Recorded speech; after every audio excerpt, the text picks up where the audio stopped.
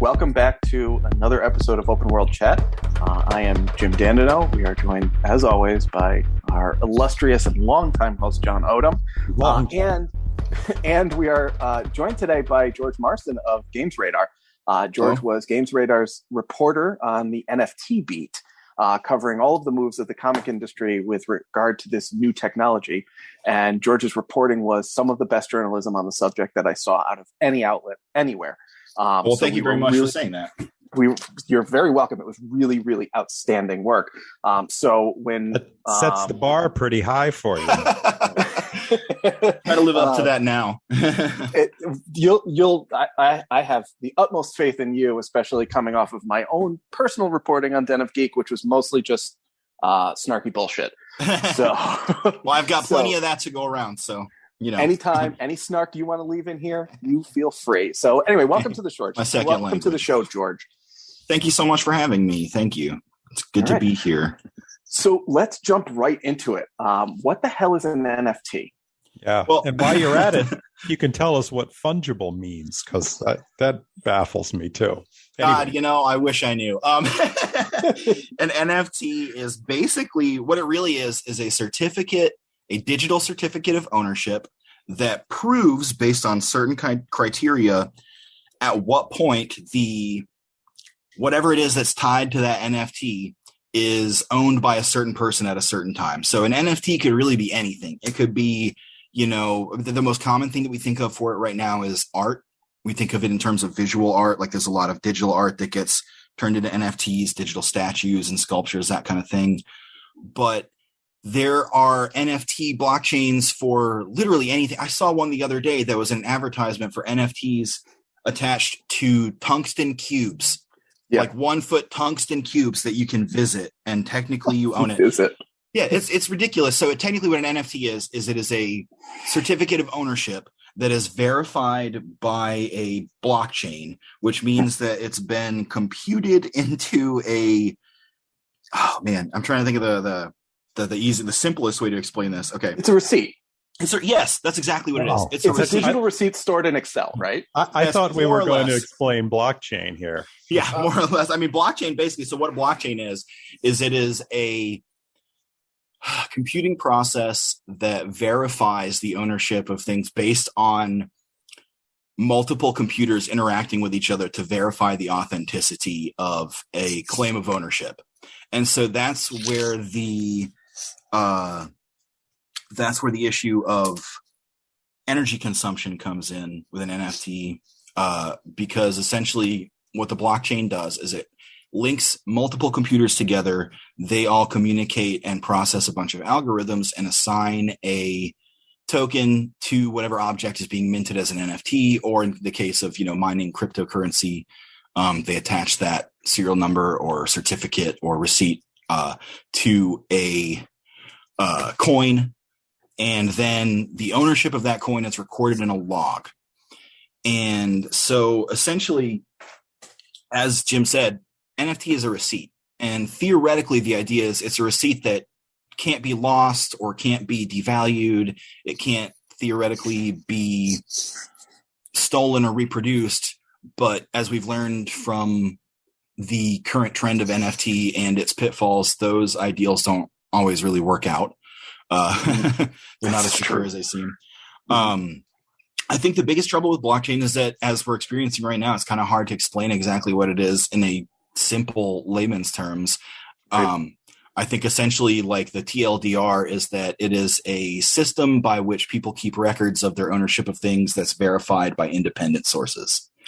So I mean, it's hard to, in my experience, it's hard to talk about NFTs without sounding like a Star Trek episode, right? Yes. Where you have 10 minutes of technobabble gibberish followed by somebody else yelling out, like somebody letting the air out of a balloon. Right. And then the metaphor isn't quite precise, but I think I'm just going to resign myself to the fact that that's how this conversation is going to go, I think. Although you did very, very well, George. Oh, thank you. It made sense, and I mean, kinda to the extent it ever does. And if you left it to me, I was ready for all kinds of distributed 3-dimensional hash of hashes database. I was gonna. Oh, I wish I could get into that. Unfortunately, I don't have that level of technical knowledge on it. Mine is all honestly my understanding of it comes through my reporting. As Jim said, it's something that I've been keeping an eye on for GamesRadar and for Newsarama specifically. And also as part of the art community, as an artist and a person who is a collector and appreciator of art, it's a very hot button topic. So, I mean, I think that's really the thing that keeps coming up with blockchain. And I think probably a big part of what's driving this conversation, I imagine, is that it's being more and more incorporated into the culture around like comic books and geek culture and, any kind of niche, pop culture, like genre stuff has this NFT attached now. And it's starting to become a prevalent thing to the point where like, David Lynch is doing NFT videos for Interpol, and it's what is happening, So the thing that I've tried to understand with blockchain and NFT is what is it used for, who is using it, and why are they using it as opposed to any other method of owning art?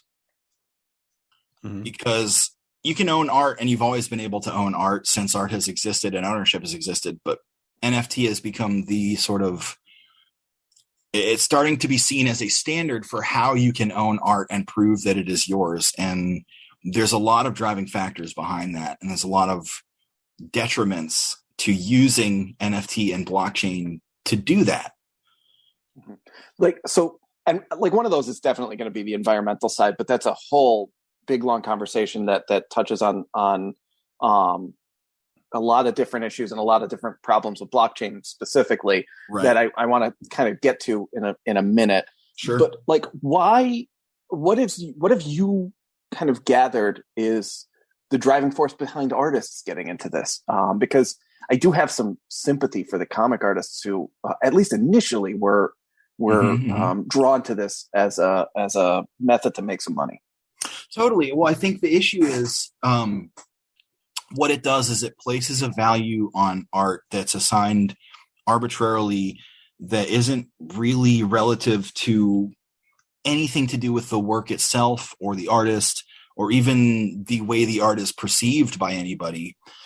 NFT has become, when it first earlier this year, when I was reporting on it, with the, I think the first thing I was reporting on was DC's collection of Batman statues.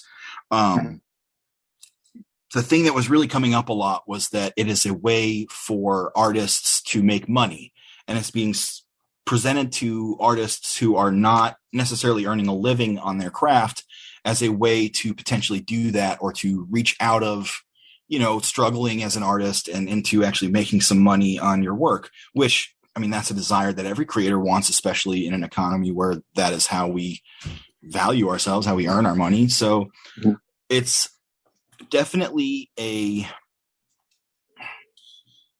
think the thing that drives a lot of people to it is the promise of money. Right. That is just straight up, more or less. And it's not always greed. Sometimes it's need, because people need money. But especially starting out when NFTs were much more of a novelty, the people that were getting into it were people who were already creating art, who were already part of the community, and who were already kind of part of a digital sphere of artists that were creating and selling work. And, once I think the big NFT breakthrough moment was there was that piece by Beeple.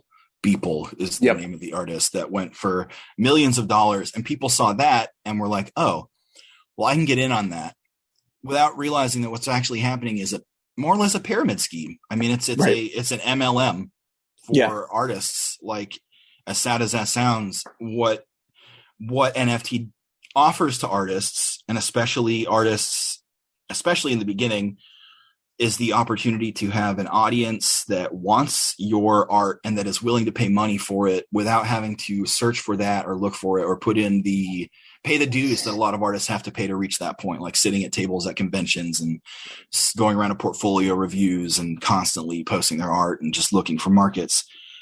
So it's very tempting and it's very easy to see like a benefit to that. But there's also, aside from the environmental factor, there's a lot of risk involved in trying to make money on NFT because it is inherently a speculation market, and the speculation is the only thing that drives the value of an NFT.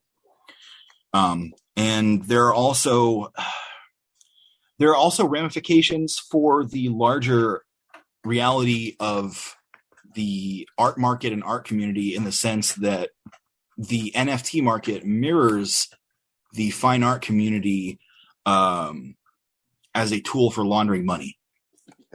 I'm so glad we got there already. I'm so glad we got there, because that's like I saw this and I'm like, well, real estate. But if I'm a criminal syndicate, which I'm not, I'm at best a lone wolf.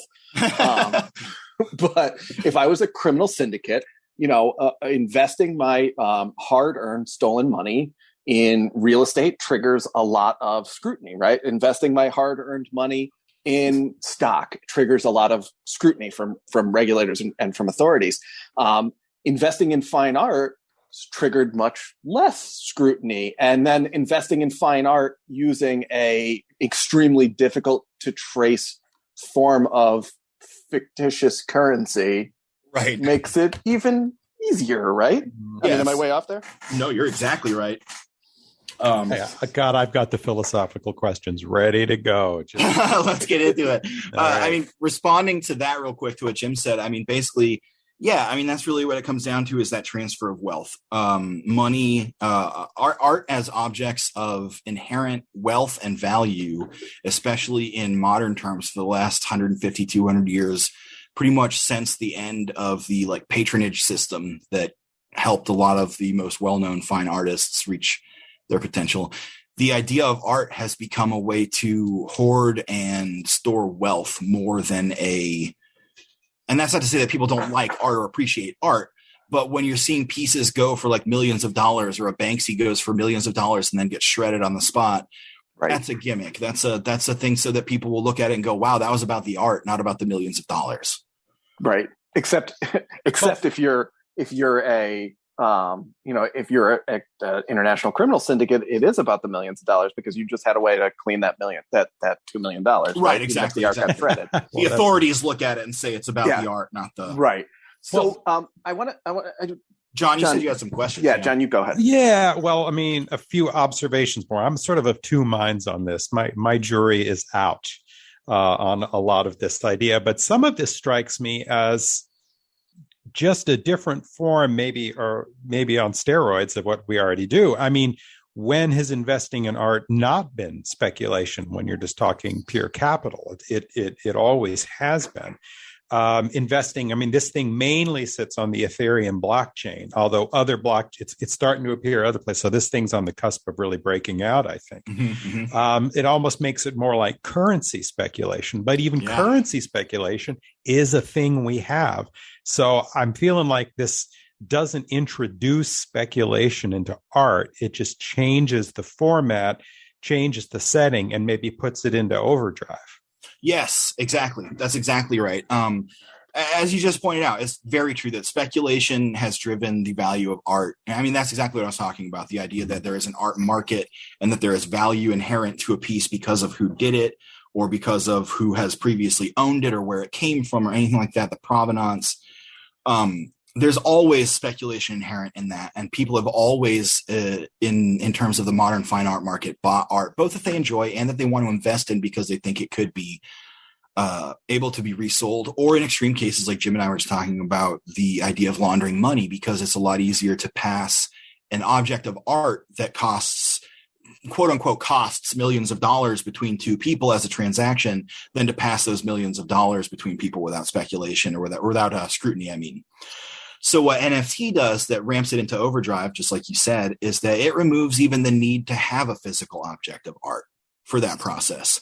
You don't even have to have art anymore. You just have to have the idea that art exists somewhere, that you are selling or trading, that you are trading some philosophical concept of something for money.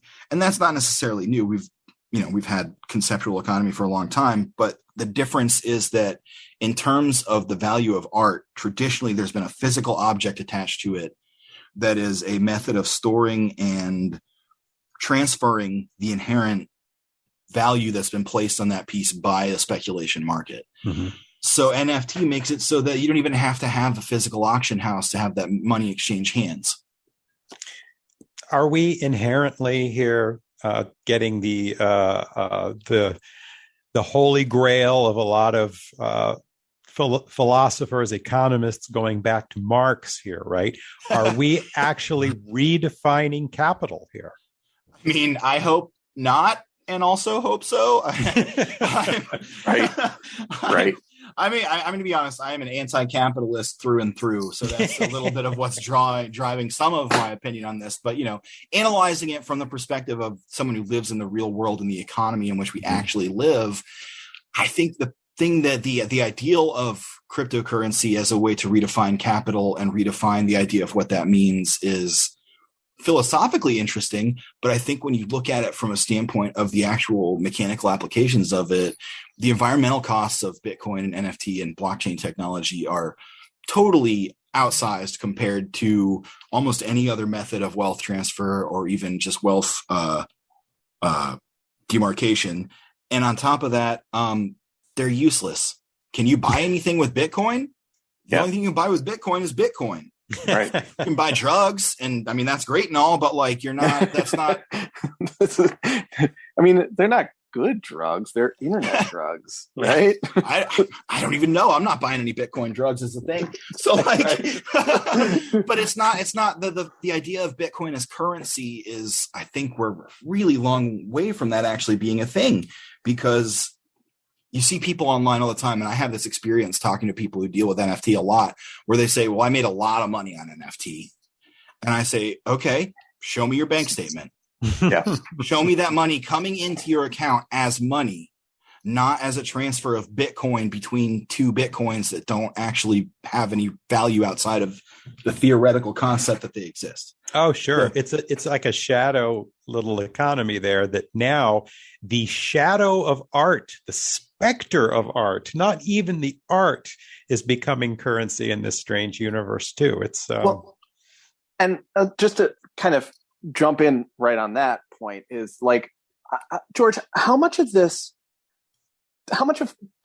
comic world's involvement in NFTs do you think we can credit to the shift to digital?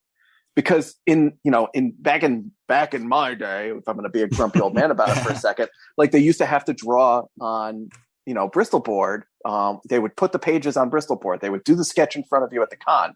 We've had a year and a half, the better part of a year and a half without comic book conventions. And we've had, going back, much longer than that, we've had people working digital first in comic art production, which takes away a stream of income for them. I mean, if they're not drawing the original art, if they're drawing the original art on a tablet, then anything that's reproduced from with that original art on it is just a print, right?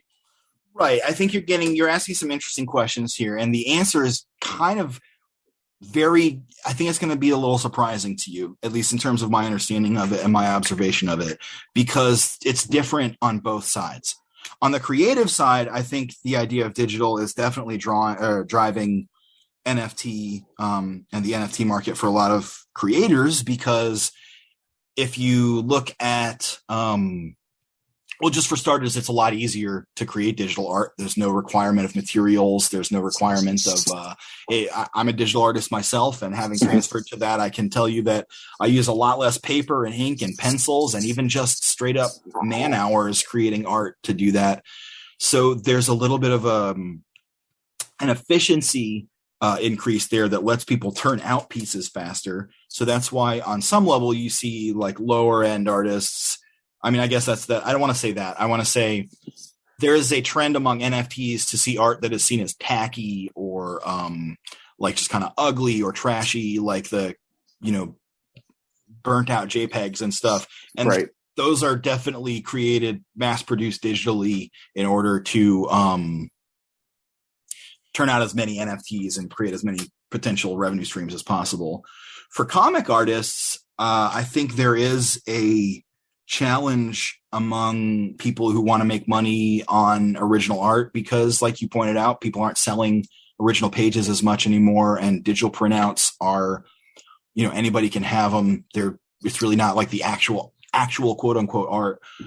At the same time, so I think it is some of that, like wanting to add that revenue stream back.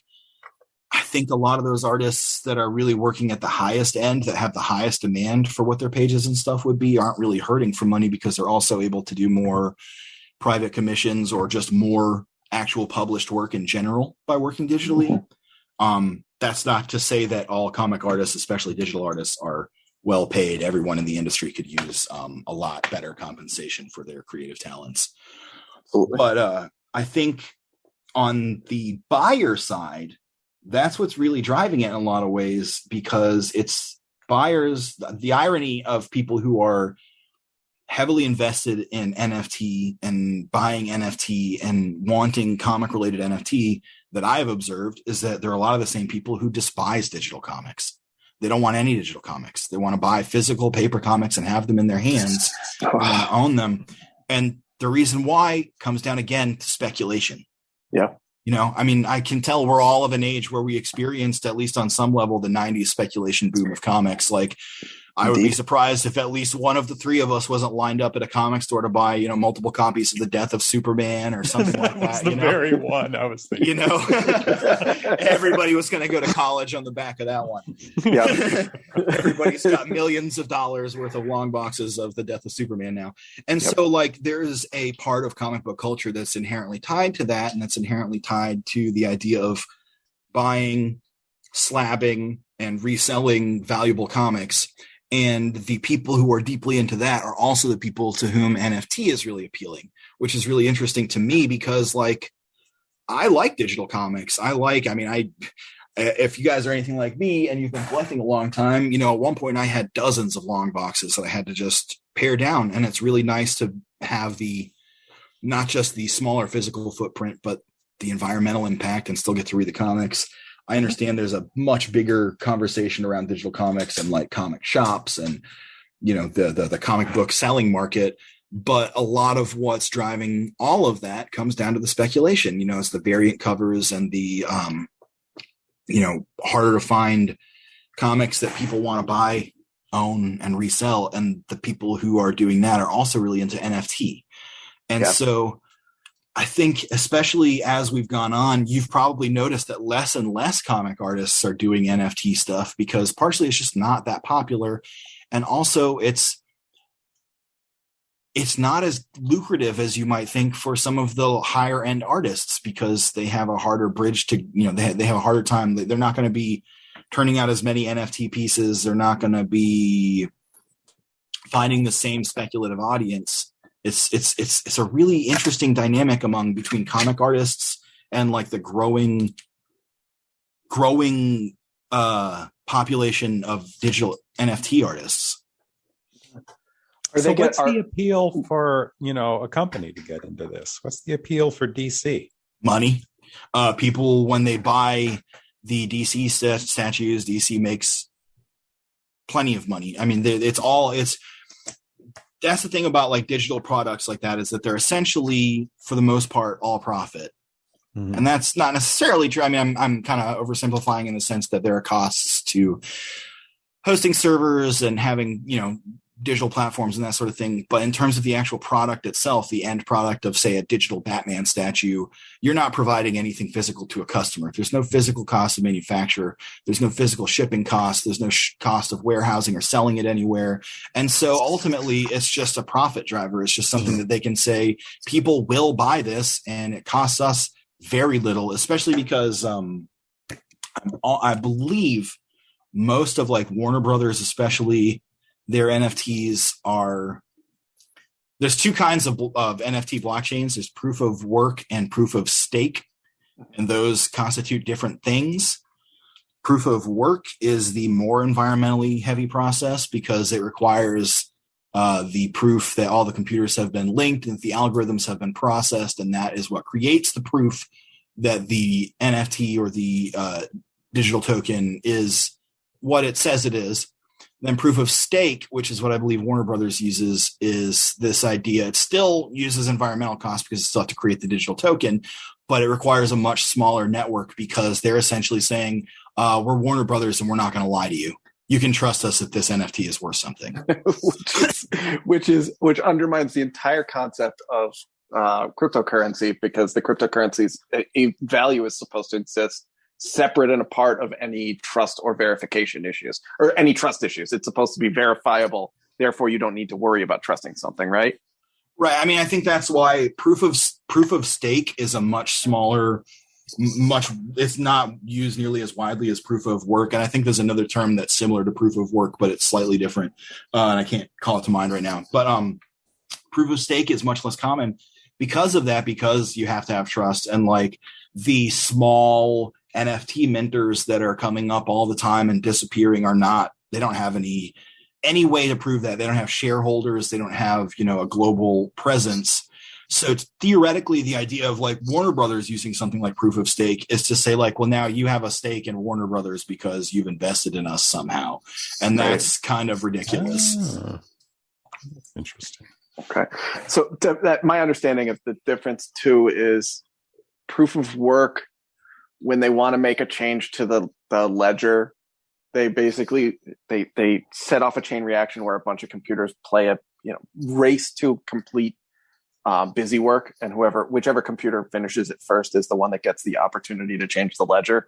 Whereas proof of stake is the computer that has the most trusted reputation within the network is the one that gets first crack at changing the ledger. And so you're, instead of having 15 million computers all trying to play one giant game of tic-tac-toe against each other, you just go to one computer and say, hey, you're going to fix this. And that's where the difference in environmental costs. Yes. Okay. Exactly. Yeah. So I'm looking at one of the Marvel drops for Alligator Loki. And they are selling animated GIFs of Alligator Loki for $100 a pop. Can you right click it? Like, that's my question, Right. I have just saved image. I just stole that NFT. Yeah. I'm pushing back on GIFs, by the way. It's GIFs, but no, you're wrong. I'm going to leave this podcast. It is a hard G. I don't care what the accepted international standard is. What the guy who made it says. GIF is peanut butter. GIF is the animated thing, the animated file type. We're not having this discussion in front of the company. The linguist. we're not going to argue in front of the company. Okay. Too late. And it's not an argument. You're just wrong. I'm not wrong. You are wrong. Okay. Anyway. So George, what is it? George, is it GIF or GIF? You're not going to like my answer, John. Yeah. I have to say it's GIF, and I'll tell you why, because it stands for graphics interchange format. When we pronounce graphics, I hear the hard G. I understand the official pronunciation, though. So we'll just have to. You guys are rebels. Disagree on that. That's right. Man, I'm a maverick. I'm a. Yep. That's why we had you on. Right. Mostly because you'll agree with me. So I'm looking at this. So at this GIF of Alligator Loki, they're selling 3,400 of them for $100 a pop. Yeah, that's $3,500. That means nothing. That cost them nothing. No, it's $3.4 million. Or $3.4 million. How many did you say? 3,400. They're selling for $100 each. I thought you said they're selling 34 for $100 each. No, they're selling 3,400 of them for $100 a piece. That's $3.5 million. The labor cost probably like 65 cents, honestly. Right. Like this was 100% a staff artist or a staff graphics person at Marvel Studios. See, that's that had this line around that you were bringing up right there, is that a lot of the NFT that's being created, also that money is not going to the creators. It's going to the people who own the property that it's based on, especially for these larger NFTs, like, owned by Warner Brothers, the Marvel NFTs and that sort of thing. And like we just experienced, you right clicked that and downloaded the GIF, the GIF, the the image. And, well done. And you you saved it and it's there on your computer to look at anytime you want to access it. You could probably put it on your phone. You could probably put it on Twitter or give it to anyone you want. And that's the thing, is that image has no value, whether it's tied to an NFT or not. The NFT itself is what theoretically has value, which is why so much of the quote unquote art that's tied to NFTs is like procedurally generated, like bitmaps and stuff like that, and just like slightly altered JPEGs, because it's essentially a way to get into Bitcoin without getting into Bitcoin. Like, it's a way to become a small business crypto person without having to go through the rigmarole of all of that.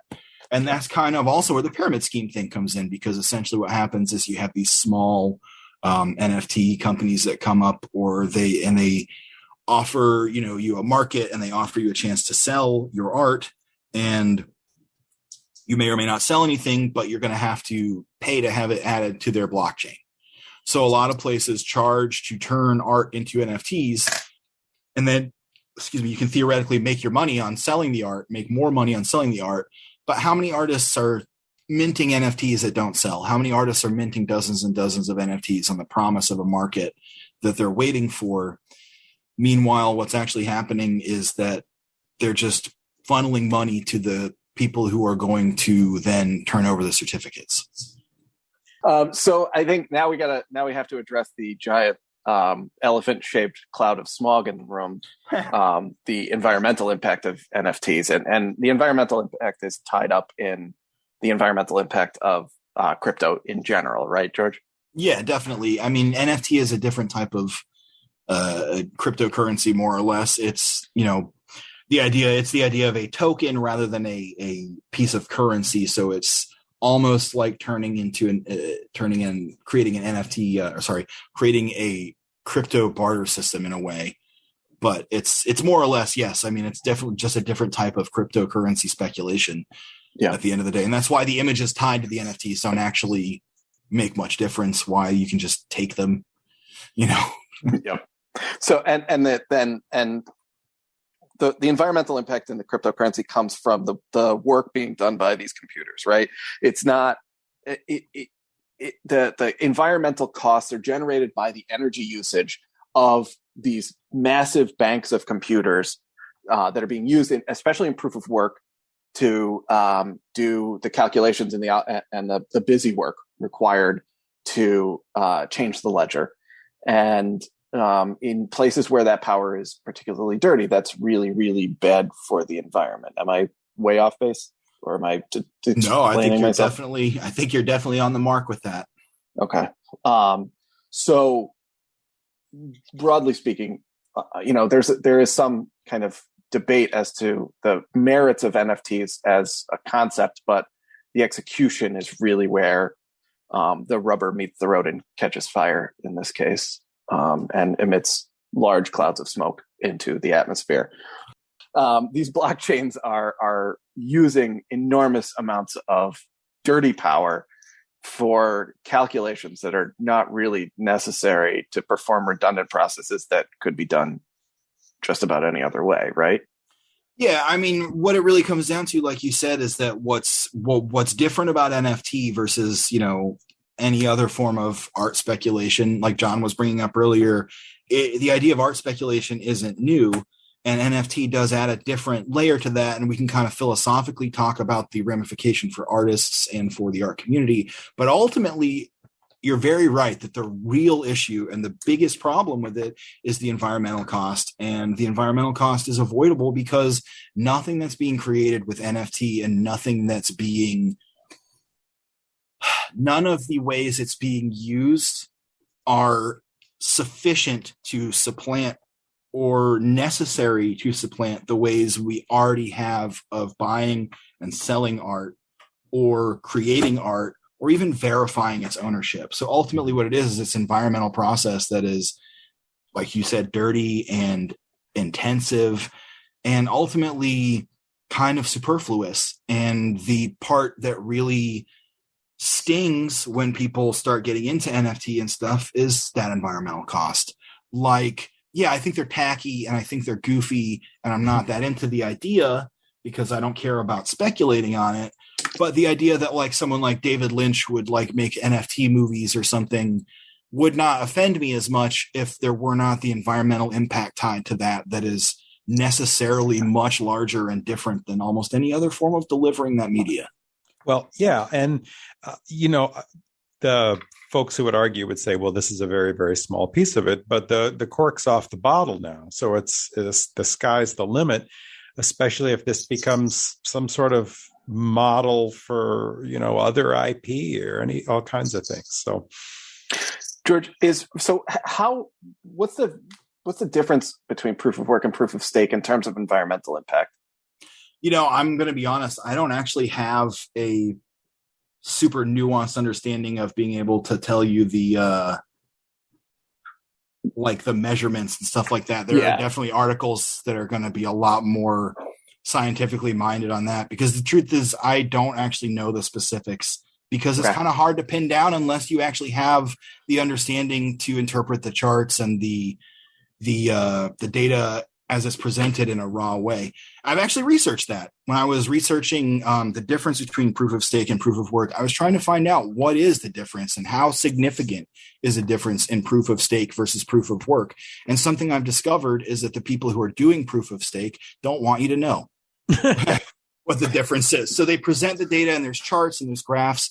And I'm going to be honest, I'm much more of a lay person on the science side of it. So it's a little harder to interpret. And there's really not a strong indication that I have found of what the difference is, as much as the people who are doing proof of stake consistently claiming that it is significantly lower in environmental energy costs and providing sort of nebulous charts and graphs to prove that. I feel like that's a pretty big red flag. It might be. I may be interpreting it wrong. I may be interpreting that through the lens of my own, my own inability to understand the raw data or my bias. But at the same time, it does seem like there would be pretty distinct and significant and very clear ways to state what the difference is between the energy you consume versus the much larger energy consuming blockchain, if that's one of your big selling points. One of the things that I found when I was poking around on, because I looked into it when Fandom, for example, DC's Fandom, the big online convention, or basically DC Direct, just happened, and they said everybody who registers was going to get an NFT, access to an NFT minted for them. And the alarm bells went off, but then I saw the proof of stake versus proof of work, and I started kicking the tires on it. And all I could find was that I think some proof of stake systems are also run on Ethereum. Yeah. So it's like a second order. It's maybe using a smaller segment of the Ethereum network. Right. I'm not, it's not, they don't make it clear. They, like you said, they seem to be deliberately obscuring this. And that makes me wary of it, and that makes me feel like the difference isn't probably that significant, at least in terms of when you look at the overall concept of NFT and the overall way that it's being proliferated right now. Most of that is coming through proof of work and not proof of stake, because most of the people minting NFTs have nothing. They don't have a proof of stake blockchain to be a part of. They don't have the trusted networks or the reputation to fall back on. And so I think that I don't think most people even are considering that when they're purchasing NFTs or thinking about investing in NFTs. And you have other systems now that are starting to pop up, like Adobe announced this week that they're going to have a prepare as NFT button in the new version of Photoshop. And that's bizarre. That means that you can click a button on your computer and burn down an acre of the rainforest just to print out your Photoshop of whatever, and it's that level of ubiquitousness is what's starting to trouble me about it, because in the end, it's not going to matter if there's more proof of stake or proof of work if the concept of NFT becomes the driving factor for how people profit off of art or how they become professional artists. How they find an audience. That's a much bigger concern in the long run, because in the end, most of the people are not going to be able to run on proof of stake. That's a much less common form of blockchain currency. That feels like a really perfect spot to call it a conversation. That was a really outstanding kind of summary of the issues that we're pivoting to now that this form of digital receipt is starting to take hold. And it sounded foreboding and ominous, and that's always a good place. It did. It made my uncomfortable chuckle from the beginning of the answer feel even worse. Well, George, thank you so much for taking the time to talk with us about your reporting and about this super complicated issue. You want to tell folks where they can find you on the interwebs? Yeah, for sure. I'm on Twitter. My Twitter handle is CryptTrash. And you can see me get real mad at everything on there and probably say a lot more nasty stuff about blockchain than I said on this podcast. And all my writing is through GamesRadar. I actually work for the Newsarama segment of GamesRadar. So if you go to newsarama.com, you'll see my writing on there every day. It is outstanding writing. Thank you so much. I cannot recommend it highly enough. Yeah, this has been a lot of fun. And since you insist on saying GIF, I'm going to say thank you, Gorge, for your brutal. For your help. I'll take it. They're never coming back now. No, it's fine. I'll take it. We'll make that trade. All right. Thank you guys so much for having me. I really had a great time talking to y'all, and I look forward to hearing more from y'all. Have a good one. For sure. We'll talk soon.